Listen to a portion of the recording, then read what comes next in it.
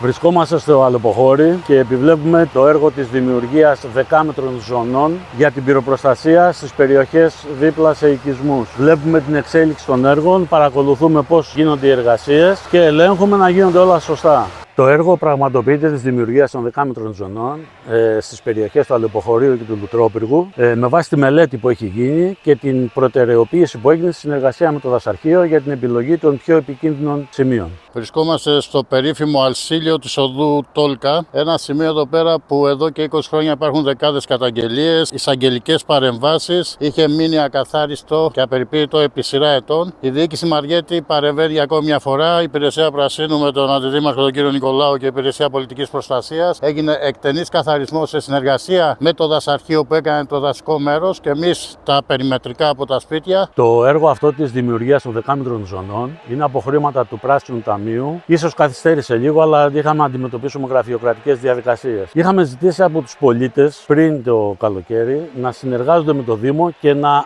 μας υποδεικνύουν πού έχουν κλαδέματα για να τα παίρνουμε αμέσως πριν δημιουργηθεί κάποιο πρόβλημα. Δυστυχώς δεν είναι πάντα η συνεργασία αυτή όπως την περιμένουμε και όπως μπορείτε να δείτε και εδώ, ο κόσμος έχει κόψει ό,τι έχει κόψει από τα σπίτια του και τα έχει πετάξει χωρίς καμία φροντίδα μέσα στο δάσο. Λύνουμε προβλήματα τα οποία δεν είχε αγγίξει καμία διοίκηση εδώ και πάρα πολλά χρόνια και προχωράμε πάντα με γνώμονα και σεβασμό στον πολίτη. Ζητάμε τη συνεργασία των πολιτών. Κατ' επανάληψη, το έχουμε πει αρκετές φορές, αλλά χωρίς συνεργασία των πολιτών δεν μπορούμε να έχουμε ούτε το αποτέλεσμα που θέλουμε, ούτε την προστασία και του δάσους και των σπιτιών και των περιουσιών των πολιτών.